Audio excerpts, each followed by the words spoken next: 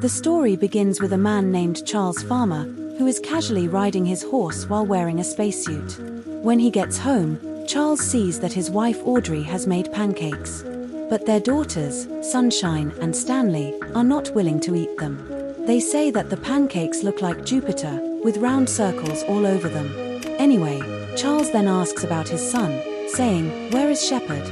Audrey tells him that he is still sleeping. Charles goes to his room to wake him up, and the room is designed exactly like outer space. There are also old pictures of Charles hanging there. He wakes his son, who is actually working on a machine.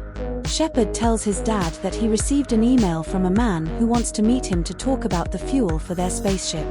It turns out that Charles used to be an Air Force pilot and was training to become an astronaut. But after his father's death, he had to give up his dream of becoming an astronaut and take care of his family's farm in Texas. In that small town, everyone knew each other. Even though Charles was busy taking care of the family farm, he never gave up on his dream of going into space. He had even built old rocket and spaceship replicas in his barn. Later, Charles dropped his wife off at her coffee shop job. Some regular customers there started making fun of Charles, saying, "So, sir, when is the rocket launching?" They joked that either his rocket would never fly, or if it did launch, it would explode as soon as it took off. But Audrey paid no attention to what they said. Meanwhile, Charles went to his daughter's class, where he told the children about his spacesuit. The students became very excited and asked him many questions. But after the class, the teacher told Charles that he was a very good father because he wore strange clothes to spark the children's imagination and was not ashamed of looking like a complete clown. Now, someone needed to explain to her that Charles was actually serious. Anyway, after this, Charles went to meet the man his son had spoken to online. The man offered to sell fuel for the spaceship. He said, "We have fuel for your spaceship." While talking to him, Charles said that $10,000 worth of fuel should be enough, which surprised the man. He asked Charles, "You want to launch a rocket, right?" Charles answered yes. But soon he realized that both the price of the fuel and the delivery cost were extremely high. Charles did not have that much money, so he went to the bank to take a loan for the necessary fuel. But even though the banker was his old friend, he refused to approve the loan. He said that the people in town had started thinking Charles was crazy. Charles's friend thought the rocket he had built was amazing, but he explained that Charles could not do all of this alone. He told him to forget about this dream. Charles had already taken on a lot of debt to build the rocket. If he did not pay the money back soon, the bank would take possession of his farm. On top of that, after his father's death, more than half of the debt had fallen on Charles's shoulders, and until then the bank still trusted him to repay the entire debt. Anyway, that night while eating dinner, his daughters started talking to him about space, and everyone prayed for their dreams to come true. After that, Charles took his daughters inside the spacecraft and started telling them about the stars. Audrey also fully supported her husband's dream. But at night, Audrey noticed that Charles's wedding ring was missing. Charles said that the ring must have been left somewhere inside the capsule. The next morning, Audrey's father, Hal, came to visit them. Charles happily showed him all the work he had done so far on building the rocket. Hal also supported his son-in-law's dream. But then a mailman arrived and gave Charles a letter from the bank. The letter said that Charles had only 30 days to repay his debt. Otherwise, he would even lose his house. After reading this, Charles became extremely angry. He went straight to the bank, wrapped the letter around a brick, and threw it into the office of the loan officer Arnold. This caused a huge disturbance at the bank, and eventually the police had to intervene. After that, Charles and Arnold were taken before a judge. Arnold showed the judge the brick that Charles had thrown at him.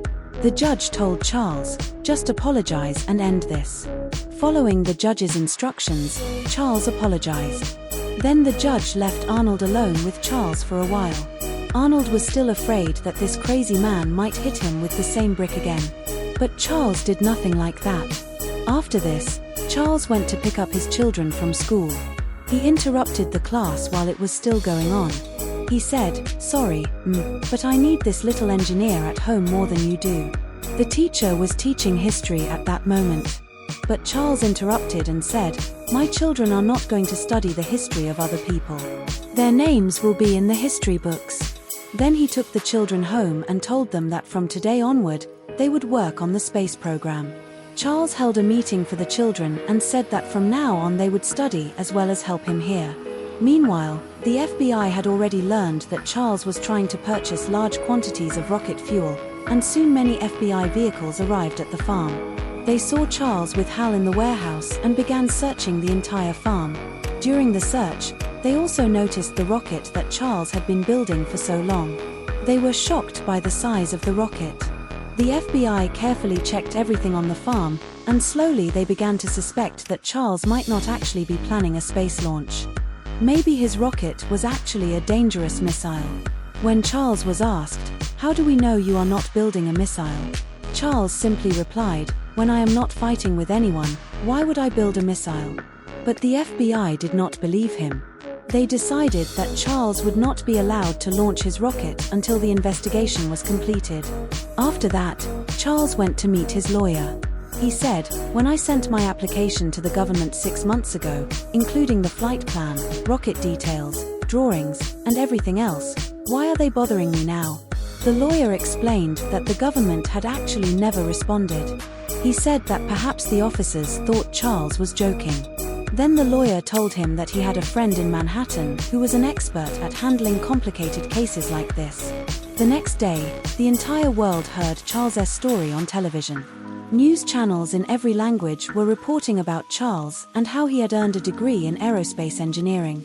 He was not some crazy man. He actually had a degree in aerospace engineering. Then the lawyer called Charles and told him that all the major news channels were covering his story, and suddenly Charles became famous overnight. People around the world started talking about him, and in the eyes of the public, he became a national hero. Stores in his town even started putting Charles' name on their signs to attract more customers. A long line of people formed in front of his farm because everyone wanted to see the rocket with their own eyes. Then we see that 2 special FBI agents were assigned to keep an eye on Charles' activities. But with so many TV reporters around, they were afraid that people might start seeing them as the villains. During their conversation, one of the agents suddenly received a phone call. It was from his wife, who was asking for Charles' autograph. Meanwhile, in Charles' town, the same people who had once made fun of him were now saying, "We always knew this guy was brilliant." Everyone wanted Charles' rocket to launch as soon as possible because it had become the pride of their small town. The rocket was truly enormous. Now the government also understood that Charles' application was not a joke. That is why they decided to stop him at any cost. The government used its power to start publishing negative stories about Charles and his family in newspapers. They said that the family did not mix with anyone. They kept to themselves. They thought they were better than everyone else. There were even rumors that these people had come from outer space. Audrey felt terrible after reading all this. She told Charles that they should tell everyone that it was a lie. But Charles had a better idea. He took his entire family to a fair to have fun. He also invited the media, and everything they did was broadcast on television. This allowed everyone to see that they were just a normal family. Then one of Charles' old military friends, Colonel Masterson, came to meet him. He had dinner with everyone and praised Audrey's cooking. After dinner, Charles showed Masterson the rocket and control room he had been working on continuously since leaving the Air Force. The colonel was shocked to see that Charles had built such a huge rocket on his own. But he still did not believe that the rocket would actually fly. He believed that the government would never approve it. From his words, Charles understood that the government had sent the colonel there to convince his friend to give up his dream. The colonel admitted that it was true. He even offered Charles a chance to go into space through the government space program. He would go as an astronaut aboard a space shuttle. But Charles clearly refused, saying, "I have given my entire youth to this dream. Now I am not going into space depending on someone else." The colonel then explained that senior government officials were afraid that if Charles' homemade rocket actually flew, they would have to explain to the public why NASA spends hundreds of millions of dollars building rockets. Even though he was a government man, the colonel told Charles that whatever happened, he had built an amazing rocket. After this, the government began using all its power to stop Charles. They placed numerous rules and conditions in front of him, making it almost impossible for him to launch the rocket. Several officers from different government departments came to review Charles's application. They said they could not allow an ordinary person to build such a huge rocket because it could also be converted into a weapon. They asked Charles, "How do we know you are not building a nuclear bomb?" Charles replied, "What does that mean? Are your people so incompetent that they cannot tell the difference between a normal rocket and a nuclear bomb? My rocket has already been checked 10 times. And if I really wanted to do something like that, I would do it secretly, not tell the whole world about it." Now that the government could not legally stop Charles, they began using dirty tricks. A woman from Child Protective Services came to meet Audrey. She told Audrey that Charlie had brainwashed her and the children. She said he was making them crazy and had isolated them from the world.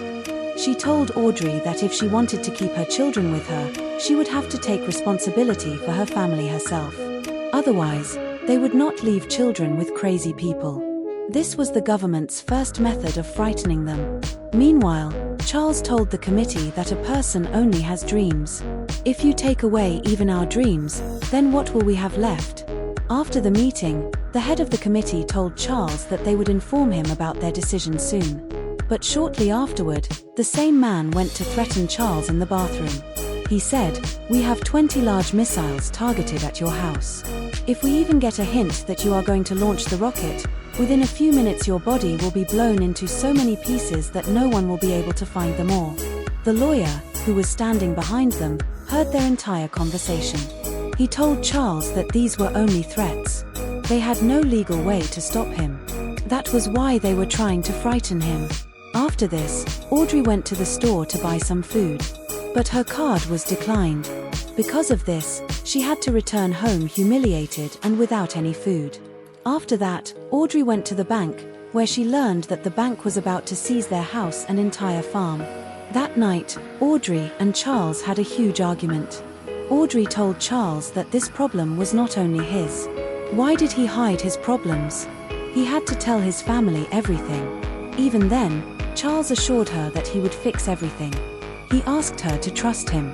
Anyway, the next morning, everyone went to church while Hal and Charles watched a sports car race. Hal told Charles that he was an excellent father. He said that he could not even get his own family together for dinner, while Charles had given everyone a dream to share. Then Hal explained that those race car drivers make a lot of money. They just drive around in circles with company names printed on their cars. This gave Charles an idea. He used his fame and contacted several companies, telling them that he could put their advertisements on his rocket. But all the companies refused because they were afraid that if the mission failed, Charles would die.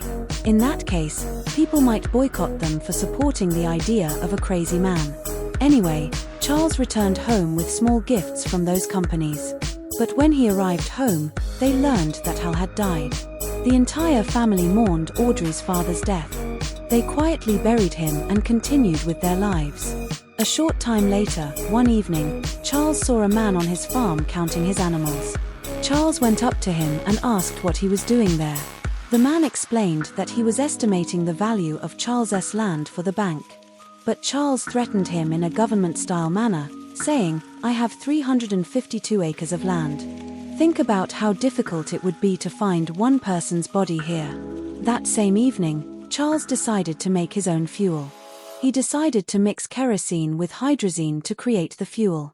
Charles told his son to reset the rocket engine so that it could run on this mixed fuel. Then the lawyer came to Charles and told him that the committee needed 60 days to make a decision. But Charles said, "Where do I have 60 days? The bank is going to seize my farm within a week." The lawyer said, "Yes, I understand. That is exactly their plan so that you can never launch." That night, Audrey and Charles had a heartfelt conversation. It turned out that this huge ranch and 300 acres of land had been his father's dream, and he had made it the purpose of his life. When he learned that the bank was going to seize his entire land because of debt, he lost his will to live and died. Charles said that if the government took his dream away from him too, he might lose his reason to live just like his father. The next morning, Audrey woke up and found that Charles had written a letter saying goodbye to her. Suddenly, a massive explosion shattered all the windows of the house. Audrey called out to her son, and the two of them watched the rocket launch right before their eyes. But they had no idea that Charles had already climbed inside it and taken off. The rocket flew a few meters into the air but then fell back down and began sliding directly across the ground like a vehicle. Audrey and the children immediately got into their car and rushed after Charles to save him. Charles was badly injured. The capsule separated from the rocket at high speed, and during this process, he suffered several injuries to his head and body. He was almost dead. His family immediately rescued him and took him to the hospital, and Audrey told her husband that no matter what happened, he was not going to leave her. After this failure, people were no longer interested in Charles' story. But the FBI agents were still keeping an eye on his family. The government used this opportunity to tell people that this was exactly why they could not allow just anyone to build rockets. Who knows where someone might try to fly next? After spending several months in bed, Charles also began to feel that maybe he had made a mistake. Maybe he was simply not capable of doing this. He told Audrey to help him take the remaining parts of the rocket to the junkyard. But Audrey refused. After that, Audrey met with her lawyer, who told her about her father's will. It turned out that her father had left trust funds for all three of her children. He had also invested a large amount of money in the stock market, which had grown into a considerable sum. Audrey now took this newly received money to the bank to pay off all their debt. During the process, the loan manager casually said, "By the way, don't take this the wrong way, but your husband is crazy. He dreamed so big that he thought he could go into space alone." People should dream realistic dreams that can actually come true. Hearing the loan manager say this, Audrey changed her decision completely. She withdrew all her money and gave it to Charles. Then she explained to Charles that their children had grown up dreaming of seeing this rocket fly. If they did not launch the rocket, perhaps they would never dream again. They would become narrow-minded people just like everyone else in the town. Audrey's words gave Charles his courage back. Some time later, the entire family once again began working on the rocket. Charles also began training himself to go into space. Finally, they completed their dream rocket and named it the Dreamer. Charles told his wife that no matter what happened to him, their children would always know that their father never gave up on fulfilling his dream, and knowing that alone, he could die happily. Anyway, a few hours later, the FBI learned that Charles was buying fuel again. So the entire police force rushed toward the farm to stop him. Meanwhile, Charles said goodbye to his family. On the other side, the FBI stopped a truck. But they were shocked to discover that it only contained one of Charles' workers, who had been sent there to distract them so that the Rayal launch could happen away from the world's eyes. The FBI realized that they had been fooled. Charles went into the cockpit and sat down, while Audrey made him promise that no matter what happened, he had to come home. They would all be waiting for him. Meanwhile, Shepard was in the control room with his mother and his two younger sisters, ready to begin the launch. The FBI was trying its best to reach the farm. But before they could get there, the rocket launched. Shepard kept track of the entire mission, while the people of the entire town watched in amazement. Their rocket flew perfectly. Charles even reached outer space. All his friends were happy to see him. Even Colonel Masterson was watching, while all the news channels were covering the incredible launch. After reaching space, Charles released the booster rocket and planned to orbit Earth 9 times. Finally seeing space with his own eyes brought tears of joy to his eyes. But suddenly, the lights went out and his communication with his family was cut off, terrifying everyone. Meanwhile, the government announced at a press conference that no rocket had been launched at all. Charles's family desperately waited to contact him again. Shepard calculated that if his father could not fix whatever electrical fault had occurred, oxygen production inside the capsule would stop. A few hours later, Charles noticed his wedding ring floating in the air. He realized that it must have been stuck somewhere, and when it came loose, a wire had become disconnected. He checked and found that this was exactly what had happened. As soon as he reconnected the wire, the system began working again and he was able to contact Shepard once more. After completing all the orbits, Shepard set Charles's landing coordinates. Shepard told his father not to worry too much and said that he would program his shuttle from there himself. Then the entire family went to the place where Charles's capsule was going to land, and Charles's landing went perfectly smoothly. Afterward, his family took him home. Finally, we see Charles entering a famous television show. This shows that Charles had now become a famous national hero. And not only that, the 2 FBI agents who had been watching him were also sitting in the audience, happily applauding Charles. If you liked the video, please leave a like and subscribe to the channel. See you in the next video.